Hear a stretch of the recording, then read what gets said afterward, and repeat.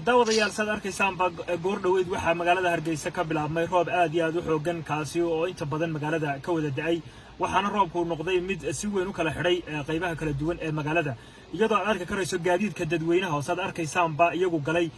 dooxyada ama qaybaha biyo mareenada ee magaalada dhexdeeda sida idin muuqatana gaadiidkaasi oo kamid ah gaadiidka dadweynaha ee raacaan ee basaska waxa uu ka gudbi kari waayay biyo mareen ama goob yar oo laag ah oo ku dhex taala bartamaha suuqa weyn ee magaalada Hargeysa waa mid kamid ah roobabkii ugu waaweynaa ee muddooyinkii ugu dambeeyay ka da'ay magaalada Hargeysa iyada oo dabcan ay inta ugu badan magaalada Hargeysa uu ka jiray jiilaal aad u xoogani iyo guud ahaanba dhulka Soomaalida waxaana uu roobkani noqonayaa mid ay ku jeedsadeen dadka iyo dunyada